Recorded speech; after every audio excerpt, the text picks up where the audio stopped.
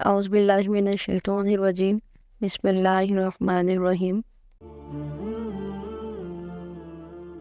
جب روح نکلتی ہے تو انسان کا منہ کھل جاتا ہے۔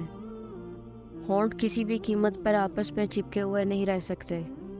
روح پیر کو کھینچتی ہوئی اوپر کی طرف آتی ہے، جب پھیپھڑوں اور دل تک روح کھینچ لی جاتی ہے اور انسان سانس ایک ہی طرف یعنی باہر ہی چلنے لگتی ہے۔ یہ وہ وقت ہوتا ہے جب چند لمحوں میں انسان شیطان اور فرشتوں کو دنیا میں آمنے سامنے دیکھتا ہے۔ ایک طرف ابلیس اس کے کان میں کچھ مشورے دیتا ہے تو دوسری طرف اس کی زبان اس کے اعمال کے مطابق کچھ الفاظ ادا کرنا چاہتی ہے۔ اگر انسان نیک ہو تو اس کا دماغ اس کی زبان کو کلمہ شہادت کی ہدایت دیتا ہے، اور اگر انسان کافر ہو، بد دین، مشرک یا دنیا پرست ہوتا ہے تو اس کا دماغ کنفیوژن اور ایک عجیب ہیبت کا شکار ہو کر شیطان کے مشورے کی پیروی کرتا ہے اور بہت ہی مشکل سے کچھ الفاظ زبان سے ادا کرنے کی بھرپور کوشش کرتا ہے، اور یہ سب اتنی تیزی سے ہوتا ہے کہ دماغ کو دنیا کی فضول باتوں کو سوچنے کا موقع ہی نہیں ملتا۔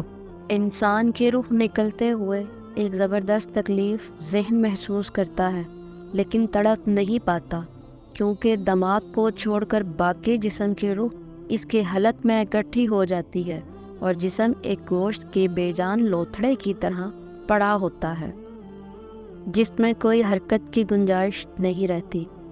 آخر میں دماغ کی روح بھی کھینچ لی جاتی ہے۔ آنکھیں روح کو لے جاتی ہوئے دیکھتی ہیں، اس لیے کہ آنکھوں کی پتلیاں اوپر چڑھ جاتی ہیں، یا جس سمت فرشتہ روح قبض کر کے جاتا ہے اس سمت کی طرف ہوتی ہیں۔ اس کے بعد انسان کی زندگی کا سفر شروع ہوتا ہے، جس میں روح تکلیفوں کے تہہ خانوں سے لے کر آرام کے مہلت کی آہٹ محسوس کرنے لگتی ہے، جیسا کہ اس سے وعدہ کیا گیا ہے۔ جو دنیا سے گیا واپس کبھی لوٹا نہیں، صرف اس لیے کہ کیونکہ اس کی روح عالم برزخ کا انتظار کر رہی ہوتی ہے، جس میں اس کا ٹھکانہ دے دیا جائے گا۔ اس دنیا میں محسوس ہونے والی طویل مدت ان روحوں کے لیے چند سیکنڈ سے زیادہ نہیں ہوگی، یہاں تک کہ اگر کوئی آج سے کروڑوں سال پہلے ہی کیوں نہ مر چکا ہو، مومن کی روح اس طرح کھینچ لی جاتی ہے جیسے آٹے سے بال نکالا جاتا ہے۔ گنہگار کی روح خاردار درخت پر پڑے سوتے کپڑے کی طرح کھینچ لی جاتی ہے۔